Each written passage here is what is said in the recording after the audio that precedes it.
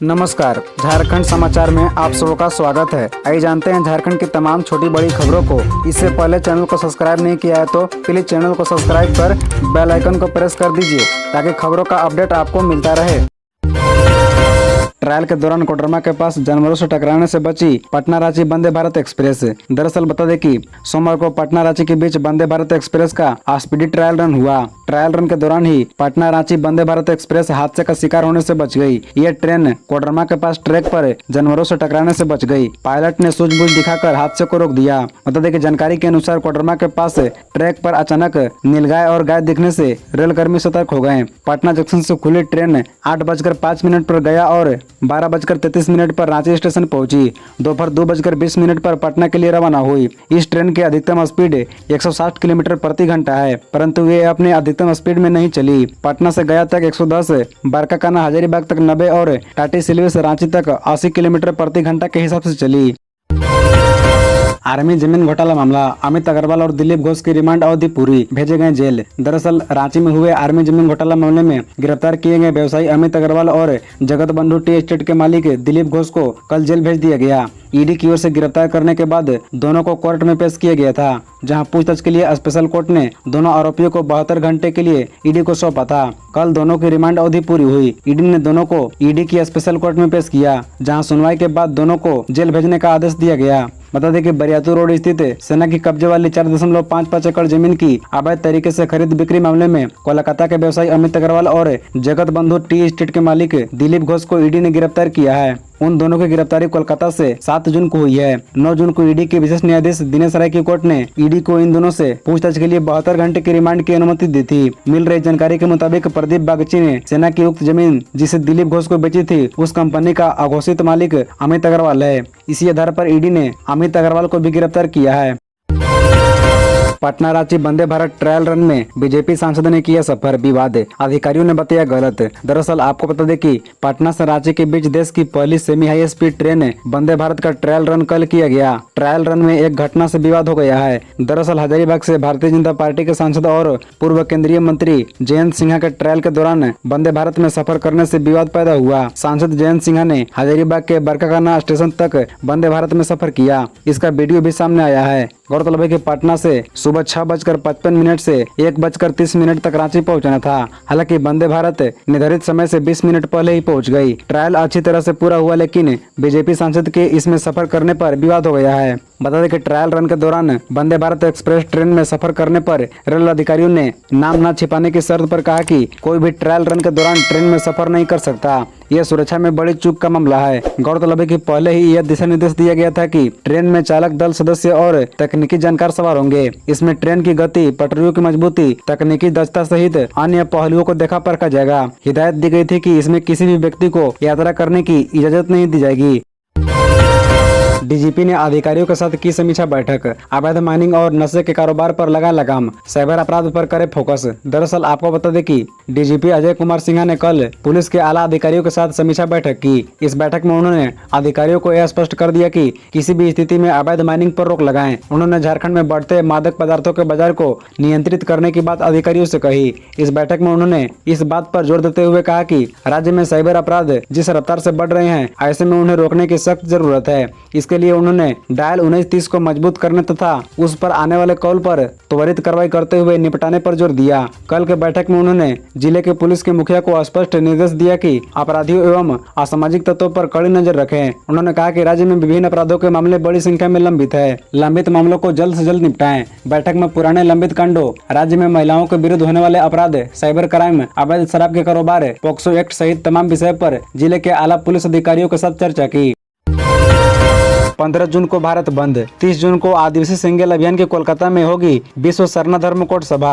दरअसल आदिवासी संगेल अभियान के राष्ट्रीय अध्यक्ष सलखन मुर्मू ने अपनी मांगों को लेकर 15 जून को भारत बंद की घोषणा की है और 30 जून को विश्व सरना धर्म कोट जनसभा के लिए कोलकाता ब्रिगेड परेड ग्राउंड चलने की अपील की है। उन्होंने कहा कि झारखंड और ब्रिगेड झारखंड के आदिवासियों को दुर्भाग्य है कि पूर्व सीएम शिबू सोरेन, सीएम हेमंत सोरेन और उनके सहयोगियों ने अब तक 5 मुद्दों पर आदिवासी समाज के साथ धोखा किया है।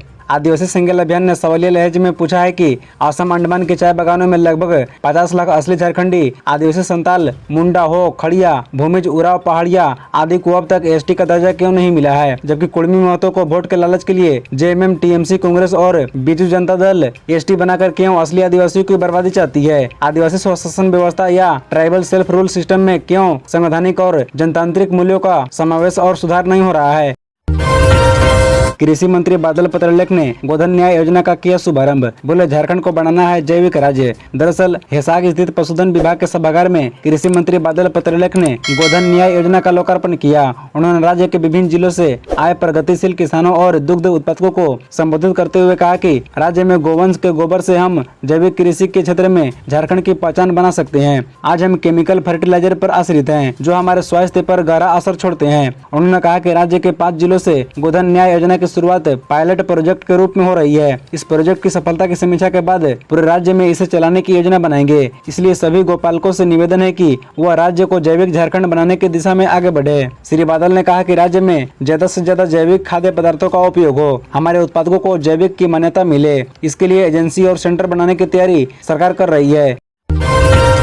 भाजपा का संयुक्त मोर्चा सम्मेलन। जेबी तुबिद बोले, मोदी सरकार में हर वर्ग को अधिकार और सम्मान मिला। बता दें कि केंद्र के नरेंद्र मोदी सरकार के 9 साल पूरे होने पर महाजन संपर्क अभियान के तहत खरसावा के आरसीडी गेस्ट हाउस में भाजपा संयुक्त मोर्चा सम्मेलन का आयोजन हुआ। इस मौके पर पार्टी के जिला प्रभारी सह प्रदेश कार्य समिति सदस्य जेबी तुबिद ने प्रधानमंत्री नरेंद्र मोदी के नेतृत्व वाली केंद्र के 9 साल के कार्यकाल की उपलब्धियों को बेमिसाल बताया। कहा कि देश की 140 करोड़ जनता ने प्रधानमंत्री मोदी पर भरोसा किया और इस भरोसे ने 2014 से 2023 के 9 वर्षों की कालावधि में देश को शांति, समृद्धि और विकास की गति दिखाई। बता दें कि जिला प्रभारी सह प्रदेश कार्य समिति सदस्य जेबी तुबिद ने कहा कि उन्होंने विश्व मंच पर भारत की धमक की चर्चा भी करते हुए कहा कि G20 समिट ने भारत और पीएम मोदी की नेतृत्व क्षमता पर मुहर लगाई।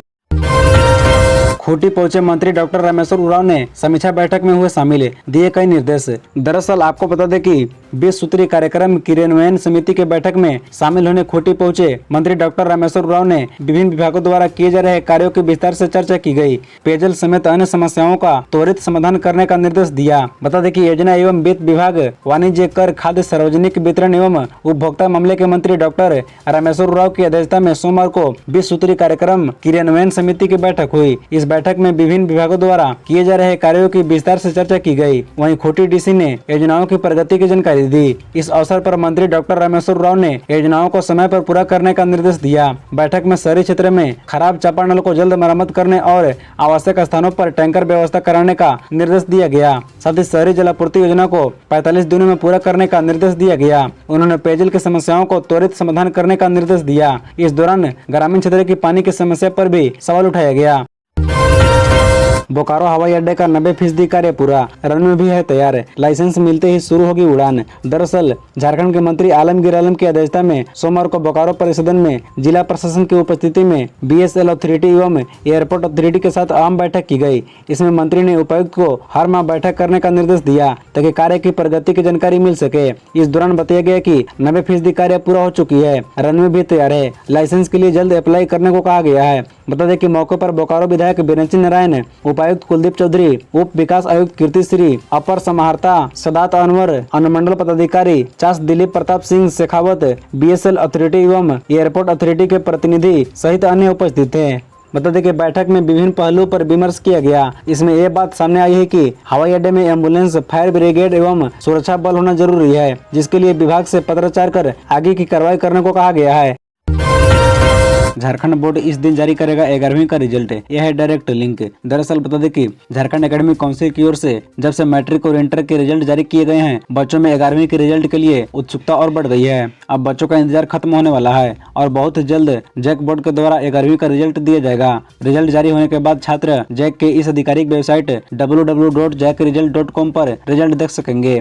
ऐसे में अगर आप भी झारखंड बोर्ड के 11वीं परीक्षा के परिणाम का इंतजार कर रहे हैं तो आपको जैक के आधिकारिक वेबसाइट पर नजर बनाए रखने की जरूरत है। बताया जा रहा है कि रिजल्ट जारी होने की सभी तैयारी अब पूरी हो चुकी है और बहुत जल्द ही आपको आधिकारिक पोर्टल पर परिणाम का सीधा डाउनलोड लिंक मिल जाएगा। बता दें कि इस बार परीक्षा में बड़ी संख्या में आर्ट्स, कॉमर्स और साइंस स्ट्रीम के छात्र शामिल हुए थे। यह परीक्षा 17 अप्रैल 2023 से 19 अप्रैल 2023 के बीच संचालित हुई थी। बोकारो के हड़िया जंगल के पास लूटपाट व मारपीट मामले में 6 आरोपी गिरफ्तार, हथियार के साथ लाखों रुपए बरामद। दरअसल बोकारो के ललपनिया नए मोड़ मुख्य मार्ग स्थित हड़िया जंगल के पास एक मुर्गी व्यवसायी से लूटपाट और मारपीट मामले में पुलिस ने 6 आरोपियों को गिरफ्तार किया है। गिरफ्तार आरोपियों के पास से पुलिस ने लूटे गए 1,20,500 रुपए सहित एक देसी कट्टा और 2 बाइक जब्त किया है। सोमवार को सभी आरोपियों को तेनूघाट जेल भेज दिया गया। बता दें कि इस संबंध में ललपनिया थाना के इंस्पेक्टर महेश प्रसाद सिंह ने बताया कि गत 8 जून को हड़िया मोड़ स्थित गैस गोदाम के आगे जंगल में मुर्गा व्यवसायी से लूटपाट और मारपीट की घटना हुई थी। इचाक हजारीबाग निवासी मुर्गी व्यवसायी सत्यपाल सिंह ने इसकी शिकायत महुआ टांड थाने में की। शिकायत दर्ज होते ही पुलिस जांच पड़ताल में जुट गई। जांच पड़ताल के दौरान पुलिस ने ललपनिया ड्राइवर सेट के अंकित कुमार और बड़की पुनू के अंकित कुमार को गिरफ्तार किया। इसकी निशानदेही पर अन्य 4 आरोपी बड़की पुनू के पंकज साव, देवानंद प्रसाद के अलावा ललपनिया के अनूप कुमार और सूरज मंडल को गिरफ्तार किया गया। सभी ने अपना जुर्म कबूल किया। वहीं घटना में प्रयुक्त हथियार, बाइक और लूटे गए नगद रुपए की बरामदगी की। खबरों से जुड़े रहने के लिए चैनल को सब्सक्राइब, वीडियो को लाइक एवं एक दूसरे से शेयर जरूर करें। धन्यवाद।